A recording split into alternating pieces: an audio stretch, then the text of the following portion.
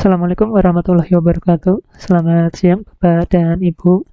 Pada kesempatan kali ini saya akan berbagi tutorial mengenai penyelesaian validasi K3 2021 atau data tidak normal yang muncul pada aplikasi Erecon LK. Nah, berdasarkan prosedur K3 atau kertas kerja konfirmasi, apabila seluruh prosedur K3 telah dilaksanakan, maka posisi yang diharapkan atau kondisi akhir yang diharapkan adalah detail antara SIMAK BMN sama dengan Erecon LK, sehingga apabila terdapat data anomali atau data tidak normal yang muncul pada Erecon LK, seharusnya terdapat pula data tidak normal tersebut pada aplikasi SIMAK BMN. Jika terdapat perbedaan, maka diindikasikan adanya perbedaan data antara SIMAK BMN dan Erecon LK. Nah, untuk ilustrasi, saya akan menggunakan salah satu satker di lingkup Badan Pusat Statistik, dalam hal ini BPS Kabupaten Murung Raya. Melalui profil kualitas LK, kita ketahui bahwa masih terdapat data tidak normal berupa masa manfaat kosong dan juga aset tercatat ganda.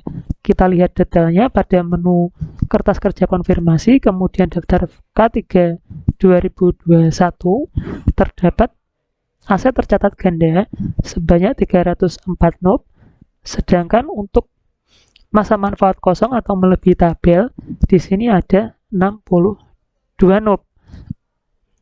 Sekarang kita coba cek pada aplikasi SIMAK apakah sebenarnya masih terdapat data tidak normal tersebut. Kita ke menu kertas kerja konfirmasi pada SIMAK, kemudian kita cek pada menu update atau tombol update, maka aplikasi akan membentuk validasi K3 2021. Prosesnya telah selesai.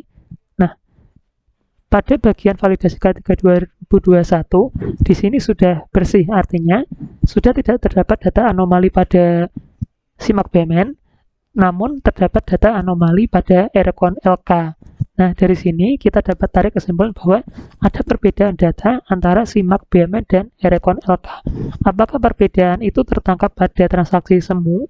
Kita perlu mengingat kembali prosedur pengecekan transaksi semu pada juknis SIMAK versi 21.2.0 yang menyebutkan bahwa apabila kita memiliki data yang masuk dalam kategori wajar beda atau tidak wajar beda, maka barulah terbentuk transaksi semu. Tapi kalau kosong, tidak ada, maka tidak terbentuk transaksi semu. Nah, untuk langkah yang pertama adalah kita perlu menganalisa transaksi semu apa yang seharusnya terbentuk. Dari sini, kita dapat mencetaknya dalam format Excel. Kemudian kita menganalisis transaksi semu apa yang seharusnya terbentuk. Dari analisis ini, ternyata hanya satu NUP yang seharusnya terbentuk transaksi semu berupa transaksi semu umur, karena di sini pada SIMAK BMN umurnya 10 periode, sementara di Erecon 20 periode, sehingga terdapat pengurangan umur pada aplikasi Erecon LK untuk menyesuaikan pada SIMAK BMN. Selanjutnya, transaksi semu yang terbentuk pada aplikasi SIMAK BMN ini dapat kita cek melalui tombol semu K3, kemudian kita cek di folder pembentukannya, yaitu di folder Excel. Akan terbentuk 3 file, master U, kemudian umur, kemudian susut. Nah, kita perhatikan satu persatu. Untuk file master, ini sudah betul bahwa terbentuk satu baris NUP transaksi semu. Di sini tidak ada penambahan kuantitas dan nilai karena tadi semuanya hanya berupa umur. Kalau kita cek kembali di tabel susut,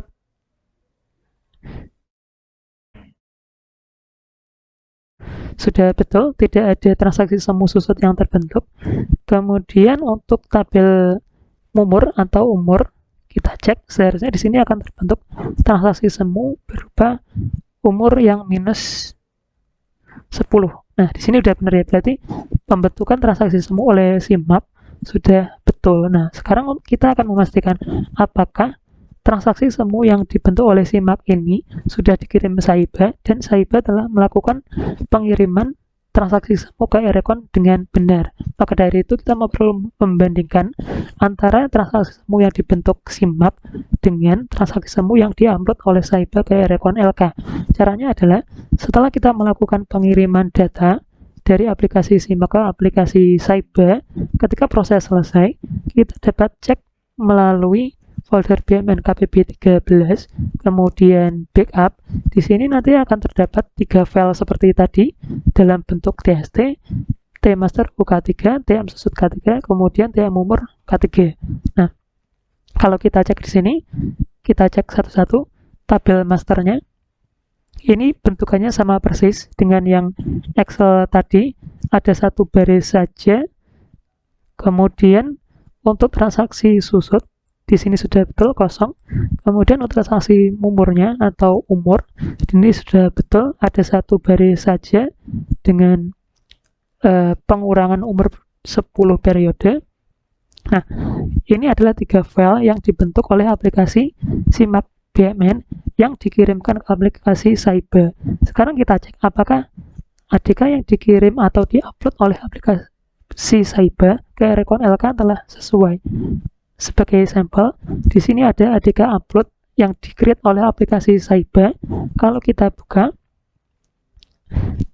buka saja file zip-nya, kemudian kita buka lagi file TB dalam bentuk zip, kita dapat melihat 3 file yang serupa.